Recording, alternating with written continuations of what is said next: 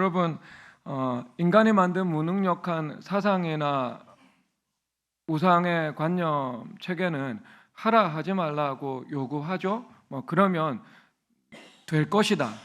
이 정도 말하는 것이 전부입니다. 그들이 절대 말할 수 없는 것이 무엇인가? 너희가 알 것이다 라는 겁니다. 여러분 다르죠? 너희들 선교하라, 선교가 될 것이다. 이것하고요, 너희들 선교해봐, 그러면 하나님께서 함께 하시는 것을 너희가 알 것이다. 완전 다르지 않겠습니까? 여러분, 이것이 어떤 의미를 가지고 있는가? 히브리서 1장 3절 다 함께 읽도록 하겠습니다. 읽겠습니다. 이는 하나님의 영광의 광채시요 그 본체 영상이시라. 그의 능력의 말씀으로 만물을 붙드시며 저를 정결하게 하신 일을 하시고 높은 곳에 계신 지극히 크신 이 우편에 앉으셨느니라. 아멘. 자, 능력의 말씀으로 만물을 붙드신다. 이게 말씀하시고 이루신다는 것입니다. 올해 우리 주제 말씀이 Faith is Substance잖아요. 그래서 능력의 말씀, 이것은 Faith의 영역이라면 말물을 붙드신다라는 것은요, 서브스탕스의 영역이지 않습니까? 이것은 하나님의 말씀이 단지 원리나 사변에 머무는 것이 아니고요, 현실을 지배하는 힘이 있어서 그 말씀이 현상에 나타난다, 이것을 분명히 말씀을 하고 있습니다. 가령 대표성의 원리라는 것이 있잖아요. 로마서 5장 19절 읽도록 하겠습니다. 읽겠습니다.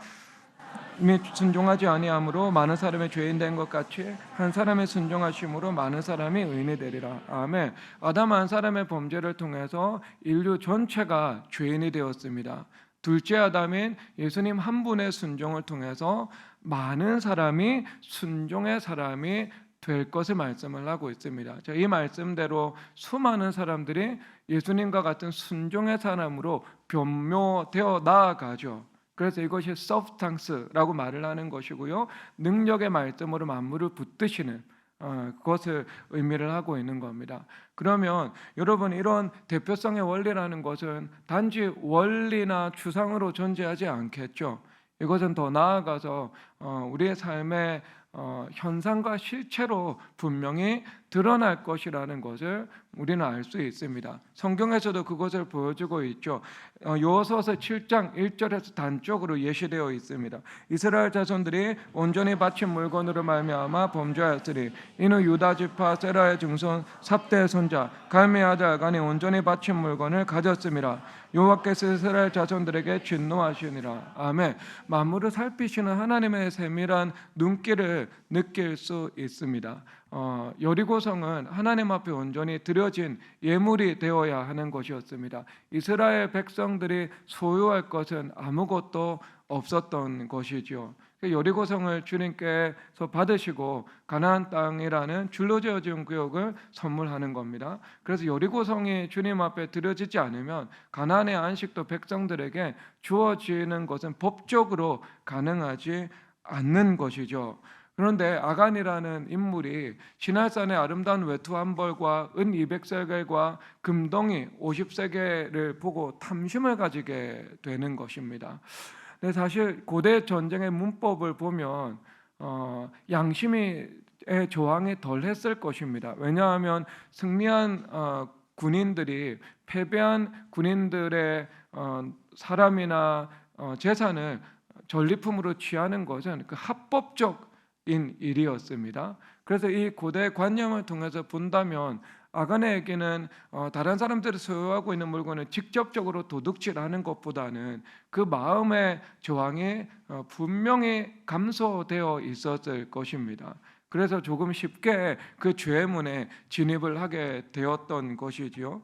그런데 여러분, 하나님께서는 이것을 그냥 넘어가시지 않죠. 60만 장정이 있었는데 59만 9,999명의 백성이 순종을 했는데요, 그 중에 단 한 사람 아간이 순종하지 못하고 하나님의 것을 도둑질을 하게 되었습니다.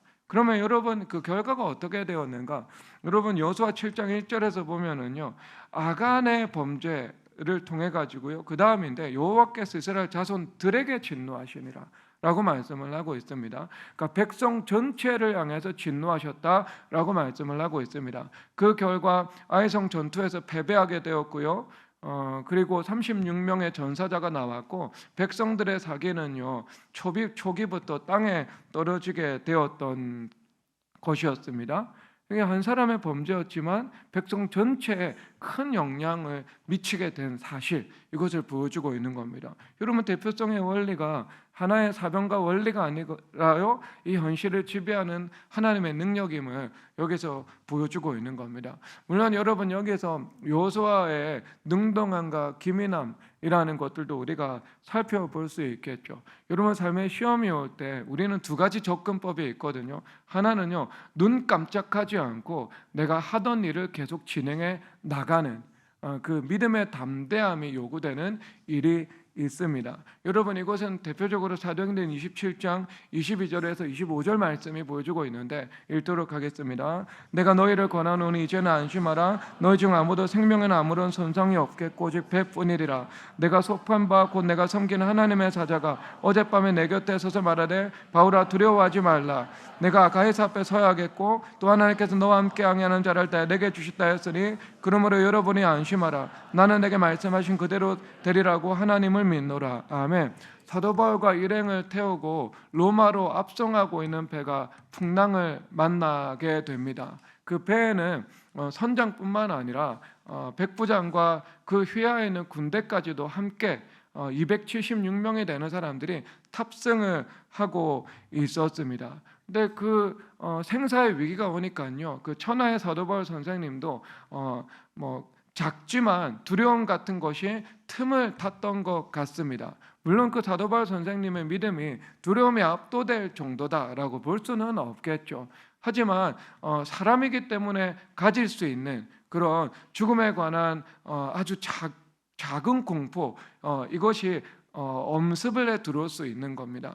그런데 여러분, 그러므로 하나님의 사자가 나타나서 두려워하지 말라라고 말씀을 하고 있죠. 그러니까 두려움이 없었다면 두려워하지 말라는 말씀이 없었을 텐데 그런 그 1mm의 틈을 통해서 들어온 그 1g이라는 두려움 정도는 있을 수 있었던 것이죠. 두려워하지 말라는 말씀을 듣고 사도 바울 선생님은 믿음의 담대함을 가지게 됩니다. 그래서 이 풍랑이라는 상황 위에 서서, 즉 믿음으로 시험 위에 서서 그 상황을 주도권을 가지고 다스려 나가기 시작하는 것이죠. 그래서 사공들이 배를 내려서 도망치려고 하고 있었습니다. 그때 사도 바울 선생님께서 로마 군대 백부장을 향해서 저들이 없으면 우리가 구원을 받지 못할 것이다라고 말을 합니다. 그러자 병사들이요 백부장의 이 지시를 듣지도 않고요, 어떤 공감대가 형성되어 있었던 것 같아요. 그래서 즉각적으로 가서 그 배를 묶고 있는 줄을 끊어버립니다. 그래서 선원들이 무단으로 이탈하지 못하도록 막아버리는 일이죠. 그래서 사도 바울 선생님은요, 그 내면의 세계가 하나님께서 주시는 믿음으로 장악당해 있었고, 그래서 그 믿음에 의해서 그 시험과 고난 위에 서는 담대함의 역사가 나타나게 되었죠. 그리고 나서 순차적으로 그 만물의 물리적인 상황도 주도권을 가지고요, 잠잠하게 하는 그런 역사가 성경에서 보여주고 있는 겁니다. 그러니까 여러분, 우리가 이런 믿음의 담대함이 필요하죠. 그래야지 영적으로 물리적으로 상황 위에 서서 우리가 만물 위의 교회가 되어서 그 상황을 다스리면서 살아갈 수 있게 되는 것입니다. 근데 이런 종류의 삶의 풍랑이 올 때는요, 우리가 이것이 죄의 원인이 무엇인가라는 것을 주님 앞에 질문드릴 필요가 조금도 없습니다. 이것은요, 내가 하던 일들을 어떤 압박이 오고 시험이 오면도 불구하고요, 내가 그것을 견지해 나가야 하는 것입니다. 그것이 원수마귀를 비웃어주는 길이고 하나님께서 영광 받으시는 우리의 믿음의 담대함인 것이죠. 그렇다면 이런 풍랑의 원인은 무엇이었던가? 풍랑의 원인은요, 하나님의 목적이 원인이었던 겁니다. 여러분, 그 아리스토텔레스가 네 가지 원인 이렇게 이야기를 하고 있거든요. 그 형상인, 목적인, 이런 형상인이라는 관점은요, 우리가 예수님께서 우리에게 예수님의 형상을 빚으시기 위해서 주신다, 이렇게도 볼 수 있는 거고요. 여러분, 하나님께서 창조하신 목적이 무엇입니까? 그것은 하나님 영광을 위해서 창조하신 것이죠. 그러니까 하나님께서 이 풍랑을 주신 목적은 무엇인가? 그것은요, 276명을 구원하기 위한 목적으로 하나님께서 주신 것이었습니다. 죄의 원인이 있는 것이 아니었습니다. 그래서 하나님께서요, 이 사도행전 말씀에서 내가 너와 함께하는 항해하는 사람들을 다 내게 주었다, 이렇게 말씀을 하고 있는 겁니다. 하나님의 영광이 오직 목적이었던 겁니다. 그러나 여러분, 그런 일만 있습니까? 우리에게 오는 시험과 고난에는요, 분명한 우리 묶임이 원인이 되어서 나타나는 일이 있습니다. 그러면 그 묶임을 풀어내야 되겠네요. 마태복음 16장 19절 다 함께 읽도록 하겠습니다. 읽겠습니다. 내가 천국 열쇠를 16장 19절 제가 읽겠습니다. 내가 천국 열쇠를 내게 주리니 내가 땅에서 무엇이든지 매면 하늘에서도 매일 것이요 내가 땅에서 무엇이든지 풀면 하늘에서도 풀리리라. 아멘. 그래서 땅에서 풀어야 하늘에서도 풀린다라고 말씀을 하고 있습니다. 그러니까 내가 스스로 묶인 것을 주님과의 관계에서 풀어내어야 하는데 풀어내지 않고 있으면은요, 그것이 풀리기 전에는 아무리 기도해도 아무리 내가 행동으로 액션을 취해도요, 그것은 풀어지지 않습니다. 왜? 하늘에서 여전히 묶여 있기 때문인 것이죠. 예를 들면 우리가 사람 욕심 이런 것들이 있을 수 있잖아요. 그 사람 욕심이요, 의식의 기층에서 우리를 묶는 원인이 때로는 될 수도 있습니다. 그러니까 여러분, 이 사람과의 관계에서 사람 욕심이라는 묶임, 이런 것으로부터 우리가 자유해 줘야 됩니다. 그래서 우리가 성령 하나님을 따라서요, 믿음으로 사람과의 관계를 대응해 나가야 되는 것이고, 이런 성령 하나님과 말씀이라는 내면의 과정을 통과하지 않고 내 내밀한 곳에 있는 사람의 욕심에서 나오는 말과 행동을 계속해 나가면은요, 그 관계에서 파행을 만들어낼 수밖에 없습니다. 그 사람 욕심이라는 묶임에서요, 관계에서의 묶임이라는 그 결과가 나타나기도 하는 거죠. 여러분, 우리 미래교회가 개척할 때 한 명에 시작해서 10명으로 시작을 했거든요. 여러분, 10명의 개척 멤버가 우리 교회에 모일 수 있었던 이유가 무엇인 줄 아세요? 그것은요, 제가 그 10명 중에 단 한 사람에게도 오라고 말을 하지 않았기 때문입니다. 그러니까 사람 욕심이라는 자기의가 개입이 되지 않았기 때문에요, 하나님께서 보내어 주셔가지고요, 함께 할 수 있는 은혜를 주셨던 것이죠. 오라고 하지 않은 정도가 아니고요, 온다고 하는 사람도 오지 말라고 했거든요. 오지 말라고 한 사람까지도 왔습니다. 그래서 이 교회가 하나님 은혜 가운데 시작될 수 있었던 거죠. 그러니까 우리가 말과 행동이라는 것이요, 우리의 의식의 심층 가운데 있는 그 사람 욕심이라는 묶임에서 나와서 무언가 말과 행동을 하면 안 되는 거예요. 우리는 하나님의 주권을 신뢰하고 기도의 능력을 믿는 사람이잖아요. 그것을 입각해서 할 때 여러분, 그것이 우리가 묶이지 않는 것 가운데에서 말과 행동을 하게 되는 것이고요, 그럴 때 하나님의 뜻이 나타나서 실현될 수 있다, 이것을 기억하시기를 주님의 이름으로 축복합니다. 그게 풀어내야 되는 겁니다. 풀어내야 하나님께서도 풀어주시는 것입니다. 여러분, 이것은 이야기 속의 이야기인데 다시 본론으로 들어가도록 하겠습니다. 자, 그렇다면 아이성 전투의 패배는요, 믿음으로 단지 전진해 나가기만 하면 되는 일입니까? 아니면 묶인 원인을 찾아서 그것을 풀어내야 하는 일의 종류에 들어갑니까? 당연하죠. 질문 자체가 어리석은 것 같습니다. 여호수아서 7장 6절 다 함께 읽도록 하겠습니다. 여호수아가 그 옷을 찢고 이스라엘 장로들과 함께 여호와의 궤 앞에서 땅에 엎드려 머리에 티끌을 뒤집어 쓰고 저물도록 있다가. 아멘. 여러분, 조선 미술의 특징을 여백의 미라고 하고 있잖아요. 우리 인생에는요, 여백의 미가 있어요. 이 여백을 두지 않고 내가 바로 말로 옮기고 바로 내가 행동의 기민함으로 반응을 할 때는요, 그것에 어때요? 예수님께서 주도권을 잡으실 수 있는 룸이 주어지지 않게 되는 거잖아요.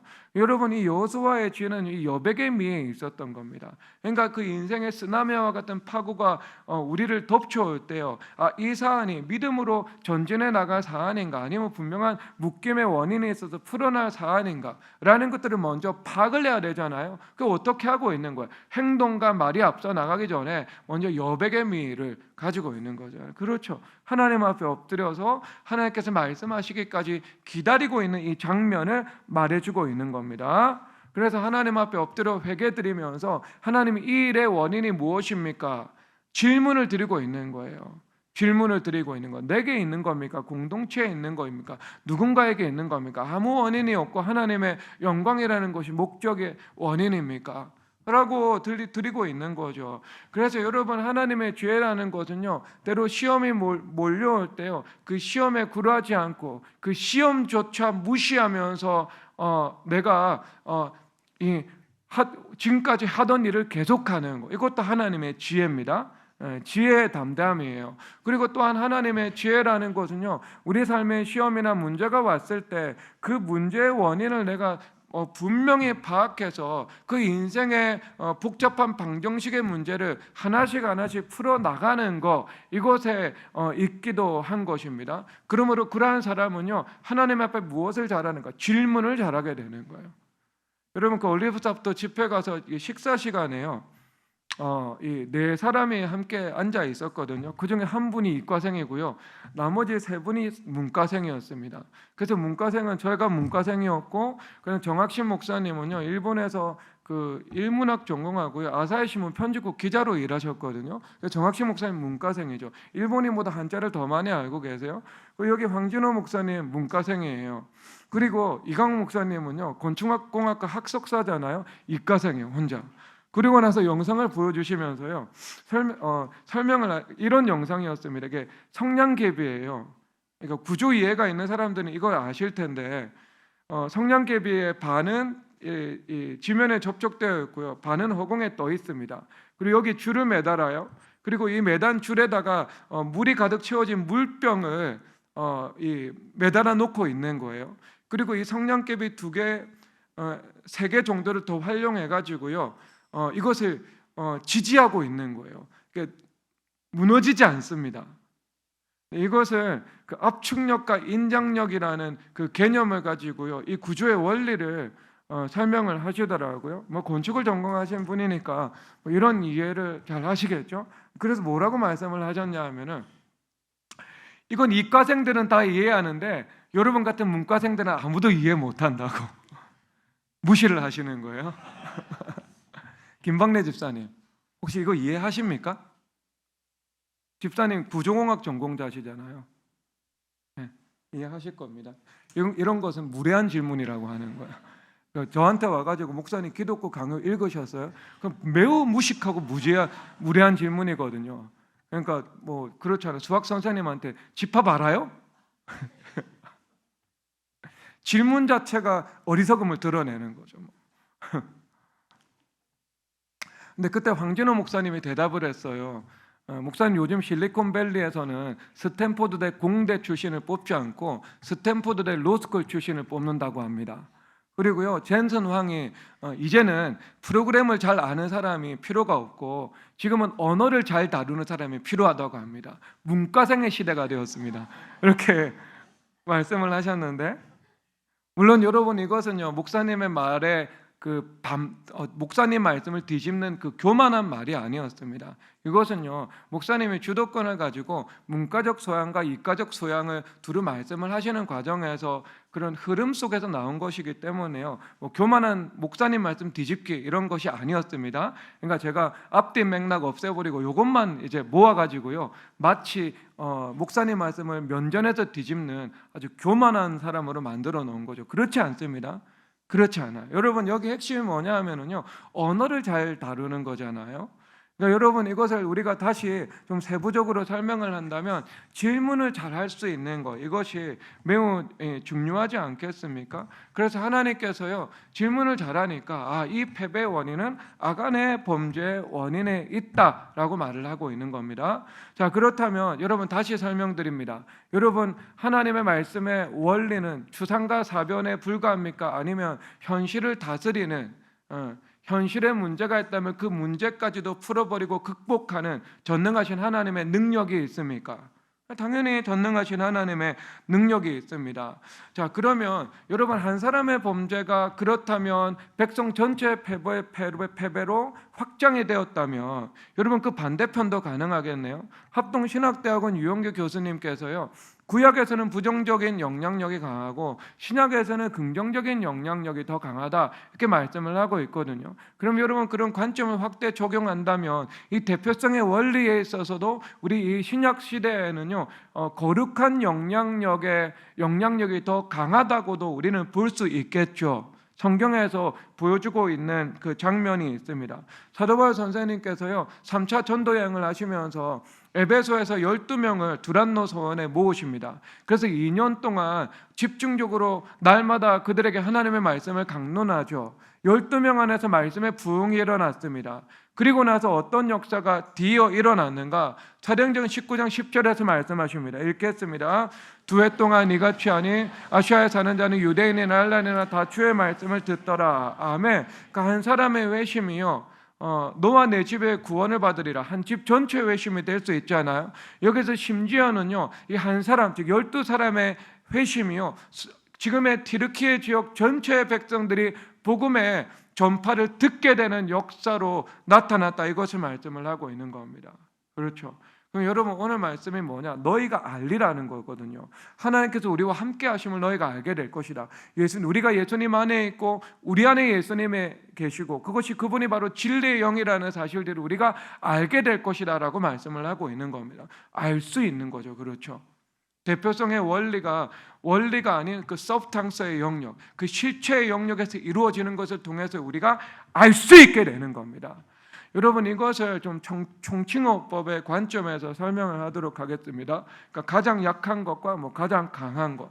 여러분 가장 약한 상황이라면 순교의 상황이라고 말을 할 수가 있겠죠. 터툴리안이라는 교부가요 교회는 순교의 씨를 통해서 성장한다라고 말을 하고 있습니다. 한국 땅과 일본 땅에는요 많은 순교자의 피가 뿌려졌습니다.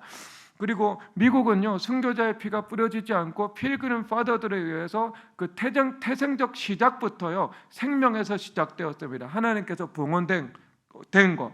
그러니까 태생적인 오류가 있는 자리에 가가지고요 그것을 태생적 생명으로 바꿔낼 때 이 순교자의 피가 뿌려지게 되는 거죠. 물론 여러분 종교의 자유가 없는 북한과도 같은 사회가 좋은 사회가 아닙니다. 우리 교회로부터 한 800m 정도 떨어진 곳에 그 중앙일보 본사가 있고요. 그 중앙일보 본사 그 바로 앞자리에 소소문의 평안교회가 있거든요. 근데 그 교회에서 이성택 목사님께서 평생 심무하시다가 94세 때 소천하셨습니다.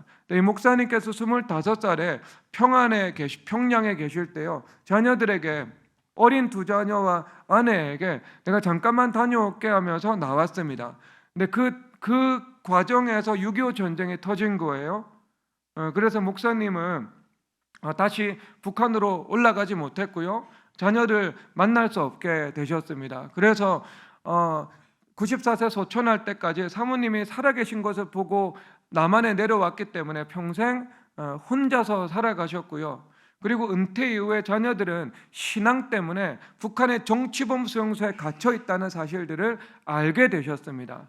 그래서 이 중간 전달자를 통해서 서신을 왕래하면서 이 94세 소천할 때까지 그 소통의 끈을 이어왔다라고 고백을 하고 계시더라고요. 그래서 그 자녀들은 그럼 아버지에 대한 상처가 조금 있으셨대요. 왜냐하면 아버지가 잠깐 다녀올게 하면서 나갔는데 다시 돌아오지 않으셔서. 그러니까 서울이 일이 있어서 내려오셨는데 전쟁이 나서 다시 돌아가지 못하신 거였습니다. 그런데 여러분 이 아버지가 다시 재혼하지 않고 혼자 살아가셨다는 그 사실 때문에요. 이 마음에 있었던 그 상처가 치유가 되셨다라고 고백을 하는 편지를 받았다고도 말씀을 하시더라고요. 여러분 이런 사회를 통해서도 영광 받으시지만 이 사회 자체가 좋은 사회는 아니죠. 여러분 이러한 사회가요 중동에 이란이라는 나라가 있습니다. 이란은 호메이니가 정권을 잡으면서 선교사를 다 추방을 했거든요. 근데 선교사 무용론은 절대로 아닙니다. 절대 선교사 무용론을 말하는 것은 아닌데 그 안에서 하나님께서 그럼에도 불구하고 일하셔서요 현재 100만에서 200만 정도 되는 정도가 있다라고 보고를 하더라고요. 이거 정확한 보고입니다. 이것은요. 그리고요 그 이란에 있는 그 성도들 중에 일부는 그 인근의 국가에 와가지고요 신학 교육을 받고 다시 들어간다고 하더라고요. 그런데 그 신학생들이 1년 전에, 즉 미국과 이란과의 전쟁이 터지기 전에 무엇이라고 이야기를 했는가? 1년 안에 이란에 선교사가 들어올 수 있을 것이다라고 이야기를 했대요. 근데 그 이유가 무엇이냐 하면 이란 전체 국민들이 그 혁명 수비대 폭정 때문에요. 그 분노가 이 온 그 사회 가운데 팽배했고요.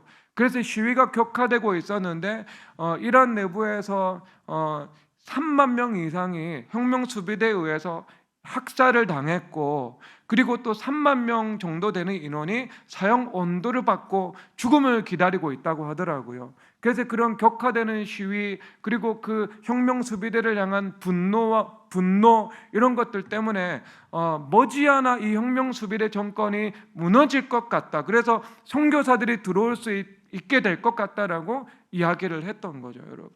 그리고 나서 지금 전쟁도 일어난 것이었습니다. 여러분, 순교의 피를 통해서요 교회가 세워지는 겁니다. 그런데 여러분, 가장 약한 상황이거든요. 그런데 성경에서 어떻게 말씀하시는가? 잠언 14장 23절입니다. 읽겠습니다. 악인은 그의 환난에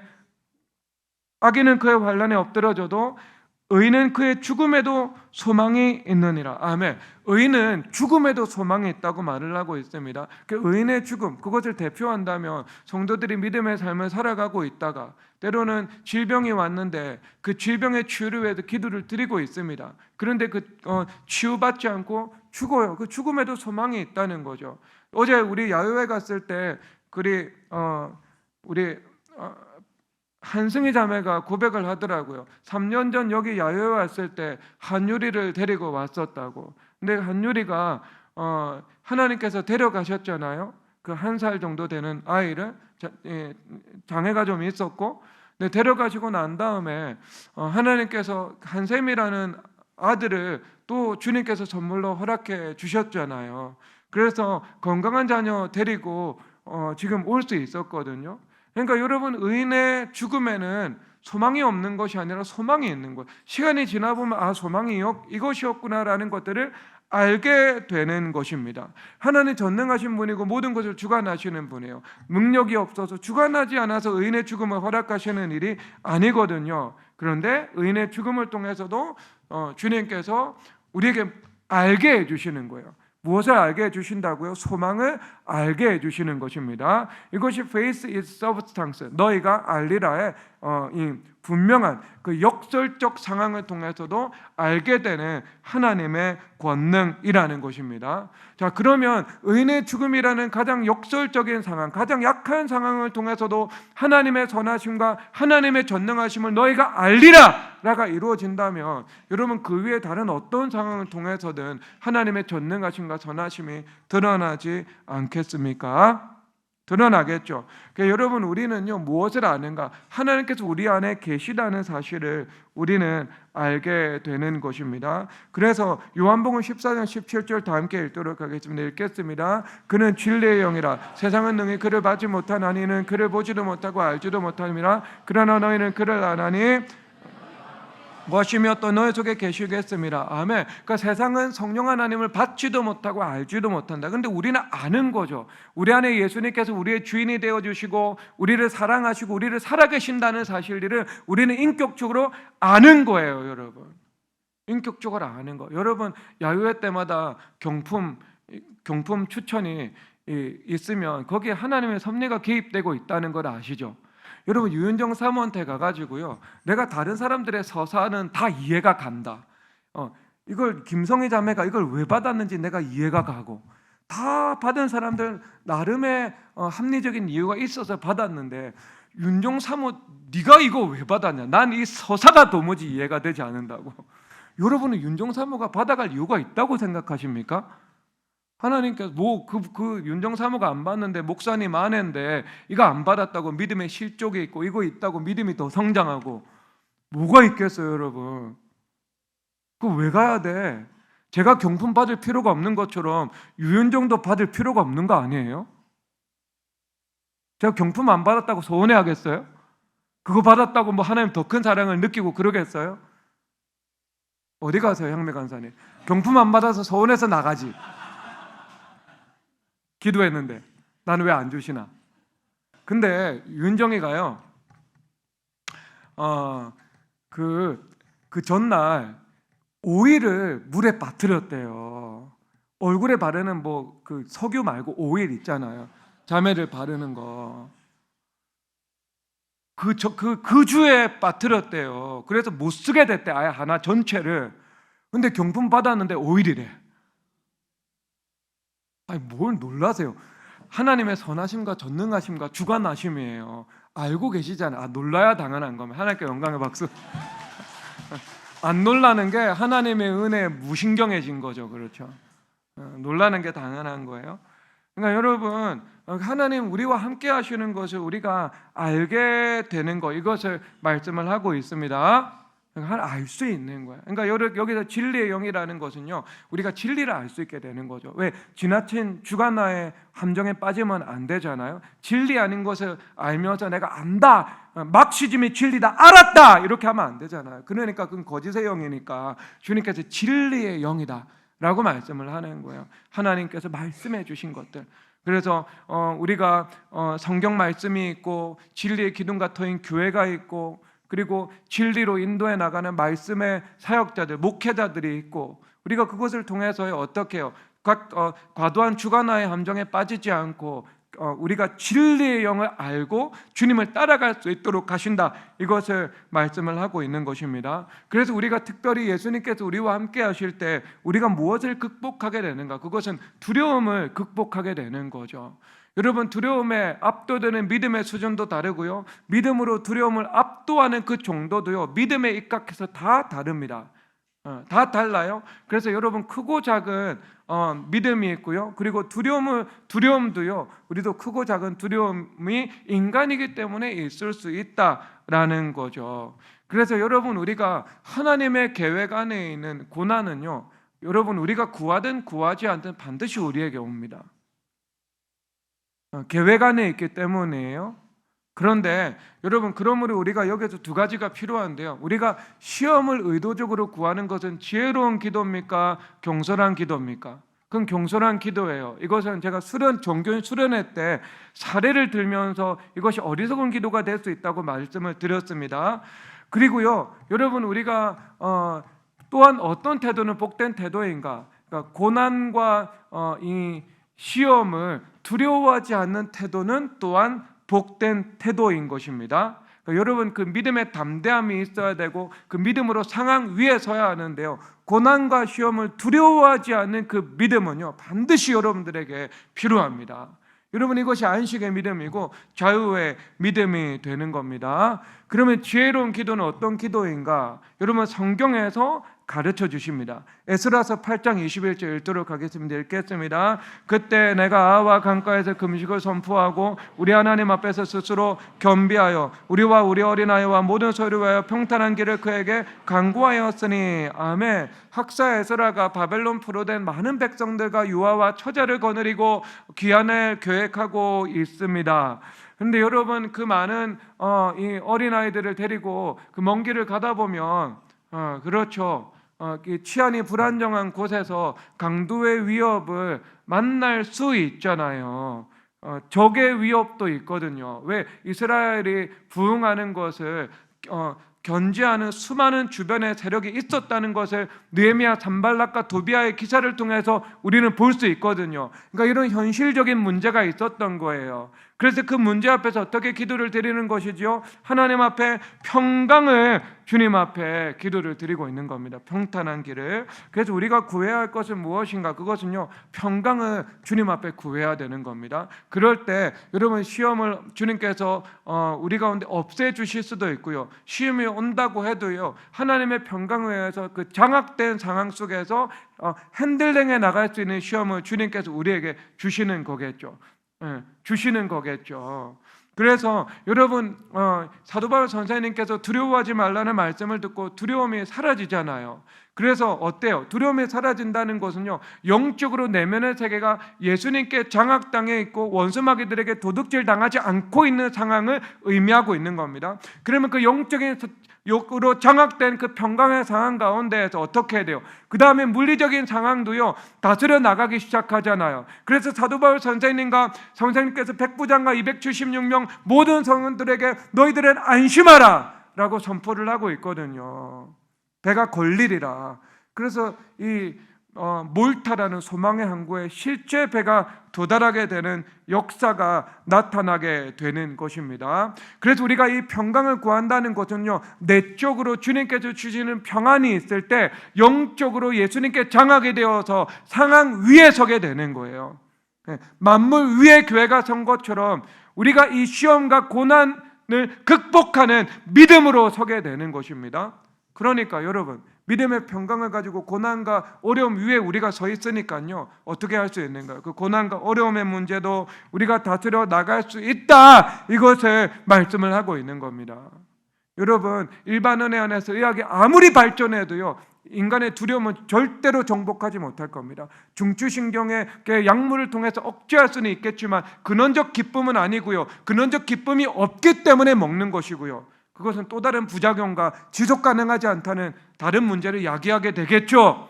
그러나 여러분, 세상이 줄 수 없는 평안을 주님께서 우리에게 주시는 거예요. 그래서 그 세상으로 얻을 수 없는 평안을 통해서 예수님께서 우리 안에 평강의 주인이라는 사실을 우리가 알게 되는 것이고요, 그리고 예수님께서 우리의 삶 속에서도 내면의 평강을 통해서 주님께서 샬롬의 은혜를 주님께서 허락해 주시는 것을 통해서도 우리가 예수님께서 우리와 함께 있다는 것, 우리가 예수님 안에 있다는 것을 알게 되는 것입니다. 너희가 알리라. 그 은혜가 임하기를 주님의 이름으로 축복합니다. 다 함께 일어나서 주님 내 안에 내가 주님 찬양하도록 하겠습니다.